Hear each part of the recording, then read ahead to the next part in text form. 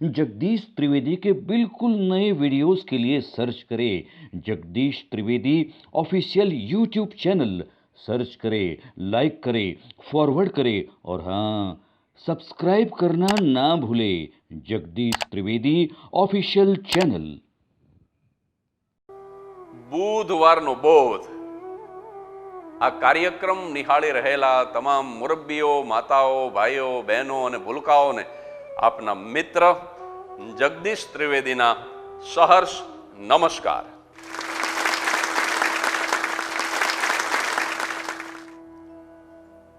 એક નાનકડું એવું ગામ હતું અને ગામની બહાર વગડાની અંદર એક સંત સરસ મજાની કુટિયા બનાવીને રહેતા હતા। સંત કોને કહેવાય? તો કે માયા અને મમતા તણા જેના હૃદય ન લાગ્યા રોગ એવા સંત સમરવા જોગ દિવસ ઉગતા દાદુભા। દાદુભાઈના કવિ દાદના બે દુહા સંતની વ્યાખ્યા કરવા માટે બહુ જ પર્યાપ્ત છે। જેને માયા અને મમતાના હૃદયમાં રોગ નથી લાગ્યા એ સંત છે। અને બીજા દોહામાં લખ્યું છે કે જગ ઉથડકી જાય પણ જેના ઠરેલ મન થડકે નહીં। ગમે એવા સુનામીના મોજા આવે, ગમે એવો ધરતીકંપ આવે, ગમે એવી કોરોનાની મહામારી આવે, કુદરતી કે માનવ સર્જિત કોઈ પણ આફત આવે, પણ જે ડરે નહીં, જે જગ ઉથડકી જાય પણ જેના ઠરેલ મન થડકે નહીં, પણ એ શું કરે? એ સમાજ સેવામાં લાગી જાય, પોતાના કોઠાર એ જરૂરિયાતમંદ માણસો માટે મહામારીની અંદર ખુલ્લા મૂકી દે, સેવામાં લાગી જાય પણ ડરે નહીં। એનું નામ સંત છે। જગ ઉથડકી જાય જેના ઠરેલ મન થડકે નહીં એવા અણડગ અવની માય મેં તો દીઠા થોડા દાદભા। આવા કોઈ સંતની આગળ સાચા એવું વિશેષણ લગાડાય જ નહીં, પણ હવે કળિયુગની અંદર લગાડવું પડે। કોઈ સાચા સંત કુટિયા બનાવીને રહેતા હતા। એક દિવસ ગામ લોકો સંત પાસે આવ્યા અને કીધું કે બાપજી, ગુરુ પૂર્ણિમા આવે છે, જો ગુરુ પૂર્ણિમાના દિવસે આપ નગરમાં પધારો, વસ્તીમાં પધારો અને ચોરાના ચોકમાં જો તમે પ્રવચન કરો, અમને સત્સંગ કરાવો તો ગામ લોકોને બહુ સારો લાભ મળે। સરપંચ ને બીજા આગેવાનો એ બધાએ વિનંતી કરી એટલે સંત બોલ્યા કે કાંઈ વાંધો નહીં, ગુરુ પૂર્ણિમાના દિવસે હું સાંજે જરૂર નગરમાં પધારીશ। અને પ્રવચનની તૈયારી શરૂ થઈને માંડવા રોપાઈ ગયા, નાનકડું એવું સ્ટેજ બની ગયું, માઇક રાખી દીધા, જમાવટ કરી ગામ લોકોએ, અને સંત પધાર્યા સમયસર, પોતાનું આસન ગ્રહણ કર્યું। એકડે ઠઠ મેદની આમ જામી ગઈ છો કે શું બોલશે બાપજી, કારણ કે આમ સંન્યાસી હતા અને મૂર્તિ એવી હતી કે આમ દર્શન કરવાથી ખબર પડે કે તપનું બહુ મોટું બળ છે, આ માણસ જ્ઞાની છે। બધાય બેઠા છે, બાપજી આસન ગ્રહણ કર્યું, મંગલાચરણ કર્યું, કંઈક એકાદ બે શ્લોક બોલ્યા હશે, પછી પોતાની આંખ ઉગાડી અને ગામ લોકોને કીધું કે મારે તમને એક સવાલ કરવો છે। કે શું? તો કે આજે હું શું બોલવાનો છું, કયા વિષય ઉપર બોલવાનો છું, એ તમને કોઈને ખબર છે? મારા સવાલનો જવાબ આપો। એટલે બધા જ ગામ લોકોએ કીધું કે ના બાપજી, અમને ખબર નથી કે તમે શું બોલવાના છો, કયા વિષય ઉપર બોલવાના છો, અમને ખબર નથી એમ કીધું એટલે તરત જ એ મહાત્મા ઊભા થઈ ગયા। એ કે હું શું બોલવાનો છું એની જ તમને ખબર નથી, મારા વિષયની જ તમને ખબર નથી, તો પછી હવે તમારી સામે બોલવાનો કોઈ અર્થ નથી। બાપજી નીકળી ગયા અને પોતાની કુટિયામાં જતા રહ્યા। પ્રવચન ન થઈ શક્યું। એમ કરતા કરતા એક વર્ષ પસાર થયું ને બીજી ગુરુ પૂર્ણિમા આવી। વળી પાછા ગુરુ પૂર્ણિમાના આગલે દિવસે સરપંચ ને મુખી ને ગામ લોકો પહોંચ્યા, બાપજીને વિનંતી કરી કે બાપજી, જો તમે ગુરુ પૂર્ણિમાના દિવસે પધારો, પ્રવચન કરો, અમને સત્સંગ કરાવો તો ગામ લોકોને બહુ મોટો લાભ મળે। મહાત્માએ કીધું કે કાંઈ વાંધો નહીં, જરૂર આવીશ। પણ આ વખતે તો આ લોકોએ મીટિંગ ભરી. એ કે ગઈ વખતે ભૂલ થઈ હતી હો, આ વખતે ભૂલ નથી કરવાની. તો કે શું કરશું? તો કે જો કદાચ આ વખતે બાપજી એમ પૂછે કે હું શું બોલવાનો છું, કયા વિષય ઉપર બોલવાનો છું, એ તમે જાણો છો? તો આપણે ન જાણતા હોય તો બધાએ એમ કહેવાનું કે હા અમે જાણીએ છીએ. અને પ્રવચનની તૈયારી શરૂ થઈ. ગયા વર્ષની જેમ જ બાપજી સમયસર પધાર્યા, આસન ગ્રહણ કર્યું, મંગલાચરણ પૂરું થયું. એમણે આંખ ખોલી અને પાછો એ જ સવાલ કર્યો કે હું શું બોલવાનો છું, કયા વિષય ઉપર બોલવાનો છું, એ તમને ખબર છે? અને આ વખતે તો સરપંચે ટોળાને તૈયાર કરેલું, એટલે આમ હાથ ઊંચા કરી કરીને બધા બોલ્યા કે હા અમને ખબર છે, ખબર છે, ખબર છે. એટલે તરત જ સંત ઊભા થઈ ગયા કે જો તમને ખબર જ હોય તો હવે પ્રવચન કરવાની કોઈ જરૂર નથી. હું શું બોલવાનું છું એ ખબર છે, મારા વિષયની ખબર છે, પછી મારે શું કામ સમય બગાડવો જોઈએ? બાપજી કુટિયામાં જતા રહ્યા, પ્રવચન ન થઈ શક્યું. એમ કરતા કરતા વધુ એક વર્ષ પસાર થયું. ત્રીજી ગુરુ પૂર્ણિમા આવી. વળી પાછા આગલે દિવસે સરપંચ ને મુખી ને બધા પહોંચ્યા આગેવાનો. ઈ કે બાપજી આવતીકાલે ગુરુ પૂર્ણિમા છે અને આપ જો આવતીકાલે પધારો અને જો પ્રવચન કરો, અમને કંઈક જો તમે સત્સંગ કરાવો તો બધાને બહુ મોટો લાભ મળે. બાપજી કે કાંઈ વાંધો નહીં, જરૂર આવીશ. બાપજીએ તો હા પાડી, પણ હવે તો પાકા પાયે મીટિંગ મળ્યું અને ઊંડી ચર્ચા વિચારણાના અંતે નક્કી કર્યું ઈ કે આ વખતે તો બહુ સજાગ રહેવાનું કે શું કરશું. તો કે હવે છેલ્લો વિકલ્પ છે. આપણી પાસે 3 જ વિકલ્પ હોય. કાં તો તમે એમ કહો કે અમે જાણતા નથી, કોઈ પણ બાબતના 3 વિકલ્પ હોય કે અમે જાણતા નથી, અથવા તો એમ કહો કે અમે જાણીએ છીએ, અને અથવા તો ત્રીજો વિકલ્પ એ છે કે અડધા લોકો જાણે છે અને અડધા નથી જાણતા. એટલે આ વખતે પૂર્વ તૈયારી ગામ લોકોએ બરાબર કરી અને બાપજી આમ જેવા પધાર્યા, પોતાનું સ્થાન ગ્રહણ કર્યું, મંગલાચરણ પૂરું કર્યું, આંખ ખોલી વળી પાછો એ જ સવાલ કર્યો ત્રીજા વર્ષે કે હું પ્રવચન શરૂ કરું એ પહેલા તમને બધાને હું એક સવાલ કરવા માંગુ છું. કે શું? તો કે હું શું બોલવાનો છું, કયા વિષય ઉપર બોલવાનો છું, એ તમે બધા જાણો છો?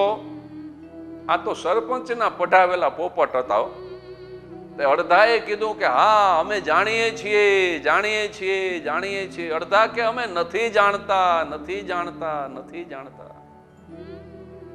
આ જવાબ સાંભળી અને બાપજી ઊભા થઈને આમ ચાલતા થયા. તો સરપંચ ને બધા પાછળ દોડ્યા કે આજ શું કામ જાઓ છો? તો કે જે લોકો જાણતા નથી એ તમામ જે લોકો જાણે છે ને એની પાસેથી જાણી લે, અથવા તો જે લોકો જાણે છે કે હું શું બોલવાનું છું, કયા વિષય ઉપર બોલવાનું છું, એમને વિનંતી કરી દો કે જે નથી જાણતા એને જણાવી દે. હવે આમાં પ્રવચન કરવાનો કોઈ અર્થ નથી. એ સંત ત્રીજા વર્ષે પણ જતા રહ્યા. પછી તો એ સંત ક્યાં ગયા એની ખબર નથી. પ્રવચન ન થઈ શક્યું. અહીંયા આ વાત પૂરી થઈ જાય છે. પણ ઓશોની મહાનતા તમે જોજો કે બધા માણસોની મતિ જ્યાં અટકી જાય, જ્યાં પૂર્ણ વિરામ આવી જાય, ત્યાંથી ઓશોની મતિ ગતિ કરે. ત્યાંથી તો ઓશો શરૂ કરે. હવે ઓશોનો વિચાર, એમણે એમ કીધું કે આ 3 વિકલ્પ નિષ્ફળ ગયા, પ્રવચન ન થઈ શક્યું, પણ આ લોકોને ચોથો વિકલ્પ મળ્યો નહીં, નહીતર પ્રવચન થઈ શક્યું હોત. ઓશો ચોથો વિકલ્પ આપે છે. ત્રિકોણના 3 જ ખૂણા હોય, પણ ઓશો ત્રિકોણનો 4th કોણ પણ આપે છે. એમણે કીધું કે આ પ્રવચન થઈ શક્યું હોત. કેવી રીતે? કે જ્યારે બાપજીએ પૂછ્યું કે હું કયા વિષય ઉપર બોલવાનું છું, હું શું બોલવાનું છું, એ તમે બધા જાણો છો? એ વખતે જો ટોળાએ જવાબ જ ન આપ્યો હોત અને આખું ટોળું જો મૌન બેસી રહ્યું હોત ને, તો ઉત્તમ પ્રવચન થયું હોત. કારણ કે જે લોકો મૌન નથી, જે લોકો મુખરિત છે, જે લોકો બોલી રહ્યા છે, એની સામે સમજદાર માણસ ક્યારેય પ્રવચન કરતો નથી. મૌનનો મહિમા છે સાહેબ. મૂંગા રહેવાનું હતું અને ખરેખર માણસ મૂંગો નથી રહી શકતો. મારા કલાગુરુ શાહબુદ્દીન રાઠોડ સાહેબનું એક સુંદર વાક્ય છે કે હું નથી જાણતો એટલું જ બોલવા માટે માણસે ઘણું બધું જાણવું પડે છે. કારણ કે કોઈ માણસ હું નથી જાણતો એમ બોલી જ નથી શકતો. આવો જ એક પ્રસંગ મને યાદ આવે છે. એક આવા જ નાનકડા એવા ગામની અંદર શ્રાવણ મહિનાની અંદર એક સંત પધાર્યા અને પેલા જે સંત હતા એવા જ દિવ્ય હતા, તેજસ્વી હતા, સંન્યાસી હતા.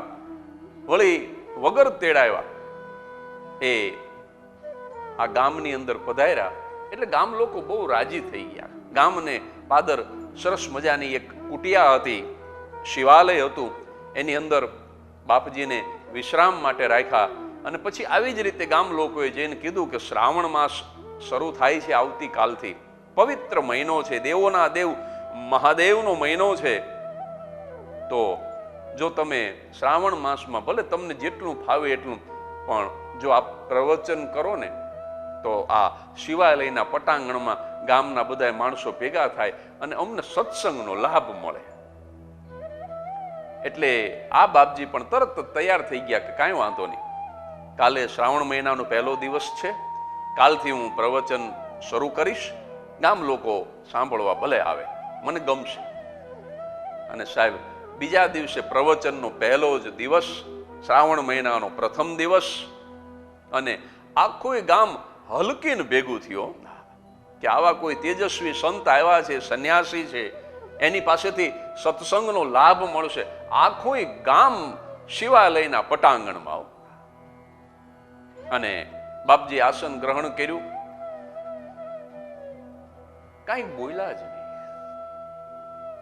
5 મિનિટ, 10 મિનિટ, 15 મિનિટ, અડધી કલાક મૌન બેઠા છે સંન્યાસી. ધીમે ધીમે માણસો ઊભા થઈને જવા લાગ્યા, દર્શન કરી અને નીકળવા લાગ્યા. ધીમે ધીમે ધીમે ધીમે ધીમે બધું જ ટોળું વિખેરાઈ ગયું. રાત પડી, બાપજી ઊભા થઈને કુટિયામાં જઈને સૂઈ ગયા. બીજા દિવસે પાછો પ્રવચનનો સમય થયો, વળી પાછા ગામ લોકો ભેગા થયા. બાપજી આવીને બેઠા, પલાઠી વાળીને બેઠા, આસન ગ્રહણ કર્યું, પણ કશું જ બોલ્યા નહીં. 5 મિનિટ, 10 મિનિટ, 15 મિનિટ, અડધી કલાક ધીમે ધીમે માણસો વિખરાવા લાગ્યા. બાપજીના દર્શન કરી અને સૌ જવા લાગ્યા. પછી સંખ્યા ઓછી થવા લાગી, કારણ કે 2 દિવસ તો લોકો આવ્યા, પછી લોકોને ખ્યાલ આવી ગયો કે આ સંત, આ મહાત્મા કશું બોલતા નથી, પછી હવે ધક્કો ખાવાની જરૂર નથી, દર્શન તો કરી લીધા, આપણે ઘણા કામ છે, આપણે આપણા ઘરકામ કરીએ અથવા તો ઘરે બેઠા ભગવાનનું નામ લઈએ, પણ હવે પ્રવચનમાં ધક્કો નથી ખાવો. ત્રીજા દિવસે થોડા ઓછા માણસો આવ્યા, ચોથા દિવસે એનાથી ઓછા આવ્યા. ધીમે ધીમે ધીમે ધીમે ધીમે શ્રોતાઓની સંખ્યા ઘટવા માંડીને બન્યું એવું કે શ્રાવણ મહિનાનો અંતિમ દિવસ આવ્યો. આખો મહિનો પૂરો થયો અને અંતિમ દિવસે સાહેબ એક શ્રોતા આવ્યો. આખા એવડા મોટા ગામમાંથી 5000 માણસની વસ્તીમાંથી એક શ્રોતા એ અંતિમ દિવસે પણ આવ્યો. સમયસર આવી અને પોતે જ્યાં બેસતો તો ત્યાં જ બેઠો, અને મહાત્મા પણ કુટિયામાંથી આવ્યા અને સમયસર એમણે સ્થાન ગ્રહણ કર્યું. અને સાહેબ તે દિવસે મહાત્માએ એવું સરસ પ્રવચન કર્યું, માણસને વૈરાગ લાગી જાય. જીવ અને શિવ વચ્ચેનો જે ભેદ છે એ સમજાવી દીધો, આત્મા અને પરમાત્મા વચ્ચેનું અંતર દેખાડી દીધું, અને એવું સુંદર પ્રવચન કર્યું કે સંસારીને એમ થઈ જાય કે સંસારનો ત્યાગ કરી અને પ્રભુ ભક્તિમાં લાગી જાય. એવું પ્રવચન, અસરકારક પ્રવચન દિલથી કર્યું. અને પેલા માણસે દિલથી સાંભળ્યું ને પ્રવચન પૂરું થયું ને આંખમાંથી શ્રાવણ અને ભાદરવો ચાલ્યા જાય છે. રડતો રડતો એ માણસ બે હાથ જોડી અને મહાત્માની નજીક આવ્યો અને પગે લાગ્યો કે તમે મને બહુ મોટું જ્ઞાન આપ્યું, તમે મને મૂલ્યવાન જ્ઞાન આપ્યું, હું તમારું ઋણ નહીં ચૂકવી શકું, પણ બાપજી મારે એક સવાલ કરવો છે, એક પ્રશ્ન છે. એક શું? કે મારી એટલી જ જિજ્ઞાસા છે કે આપ આવું સરસ પ્રવચન કરી શકો છો. જો તમે શ્રાવણ મહિનાના પહેલા જ દિવસે આવું સરસ પ્રવચન કર્યું હોત ને તો આખા એ ગામને એનો લાભ મળ્યો હોત. આ તો મને એકલાને જ મળ્યો. અને ત્યારે એ સંન્યાસી મરકવા માંડ્યા અને એક જ વાક્ય બોલ્યા કે જે લોકો મારું મૌન પચાવી ન શકે એ મારી વાણી તો કેવી રીતે પચાવી શકે? કારણ કે આ વાણી સુધી પહોંચવા માટે થઈ અને તપ કરવું પડે. એના માટે તો દરરોજ આવવું પડે. અને જે માણસ 30 દિવસ સુધી આવ્યો, જે માણસ શ્રદ્ધા અને ભક્તિથી આવ્યો, એટલે મને સાબિત થઈ ગયું કે એક વ્યક્તિ આ ગામમાં એવી છે કે જે મારા પ્રવચનને બરાબર સમજી શકશે, જે મારા શબ્દોને બરાબર સમજી શકશે, શબ્દ બ્રહ્મ જે નીકળી રહ્યો છે એને બરાબર ઝીલી શકે એવું કોઈ પાત્ર. એવી પાત્રતા મને એક તારામાં દેખાણી. એટલા માટે થઈ અને મેં તારી સામે પ્રવચન આપ્યું. એટલે આ મૌનનો મહિમા છે સાહેબ. પહેલા દ્રષ્ટાંતની અંદર આપણે જોયું ને કે જો શ્રોતાઓ મૌન રહી શક્યા હોત તો કદાચ પ્રવચન થઈ શક્યું હોત. અને આની અંદર પણ આ માણસે આખોય શ્રાવણ મહિનો આ વક્તાના મૌનને પચાવ્યું ને એટલે એને પ્રવચનનો લાભ મળી શક્યો. એટલે વાત તો મુખરિત થવાને બદલે મૌન થવા તરફ મને તમને લઈ જાય છે. માણસ જો બોલતો બંધ થઈ જાય, માણસ જો મૌન થઈ જાય તો કદાચ એ વૃક્ષની વાણી પણ સાંભળી શકે, એ પહાડની વાણી પણ સાંભળી શકે, એ આખી પ્રકૃતિને સાંભળી શકે. તો આવા જ કોઈ વિચાર સાથે આવતા બુધવારે ફરી હાજર થઈ જઈશ રાત્રે બરાબર 9 ટકોરે. કારણ કે મૌનના મહિમાની વાત કરું ને તો પછી મારે મૌન થવું પડે. એટલે મને મૌન થવા માટે અનુમતિ આપજો. પરિવાર સાથે પ્રસન્ન રહેજો, હસતા રહેજો.